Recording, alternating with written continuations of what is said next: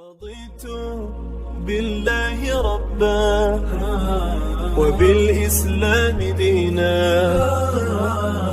وبمحمد صلى الله عليه وسلم نبيا ورسولا ديننا حياة.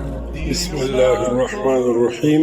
ګرانو او قدرمنو درنو ورونو، دا معجون چې د ما په لاس کې دي د دې نوم د معجون طلایي. دا موږ جوړ کړي دي، 1 کیلو یې وزن ده. دا د هغو رنځورانو لپاره دي څوک چې خوراک ته یې زړه نه کېږي، اشتها نه لري، په صورت باندې ډېر ډنګر وي، وزن یې ډېر کم وي، معده یې کمزوري وي او خوراک نشي کولای. نو دا د هغو لپاره موږ جوړ کړي دي، رنځورانو ته مو ورکړي دي، ډېره فایده یې سوې ده ورسره ولله الحمد. نو داسې رنځورانو ته مو ورکړي دي چې هغه تقریبا ډېرو حکیمانو او ډاکټرانو ته تللي، فایده یې نه ده سوې. زموږ له دې معجون سره یې صحت فرق کړی ده، خوراک یې زیات سوی ده، وزن یې برابر سوی ده، ذهني ټینشن او ډیپریشن یا په اعصابو او په دماغ باندې بوج یې کم سوی ده.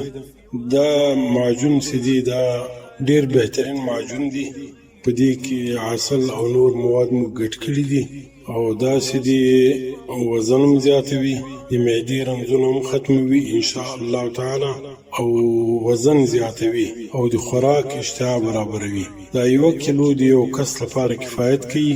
د دې د خوړلو طریقه ده چې ماشومانو ته تر خوراک مخکې څوک چې له 15 کلو او د 8 کلو ترمنځ د هغو ته 1 کاچوغه تر خوراک مخکې 1 ساعت مخکې ورکول کېږي، او کوم چې لویان دي هغه به 2 کاچوغې تر خوراک 1 ساعت یا تر نیم ساعت پورې مخکې خوري ان شاء الله تعالی، او تر ختمېدلو پورې به دا دوا کاروي.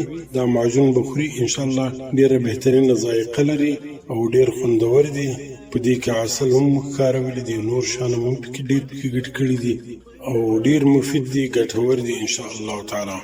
دا صرف د هغه چا لپاره دي څوک چې خوراک اشتها نه لري، وزن یې ډېر کم وي او معده یې کمزوري وي او خوراک نشي هضمولی، نشي برداشت کولی. دا د معدې رنځونه هم تقریبا نسبتا ختموي.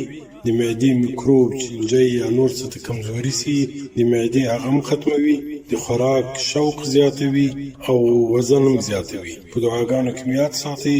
زه حکیم مولوي قدوسي له کراچۍ خبرې کوم. د دې معجون قیمت ده 50,000 روپۍ، 1 کیلو 50,000 روپۍ، او 500 روپۍ د ډاګ مصرف ده. نو که څوک غواړي هغه د موږ سره تماس ونیسي ان شاء الله تعالی ورته وبېلېږو.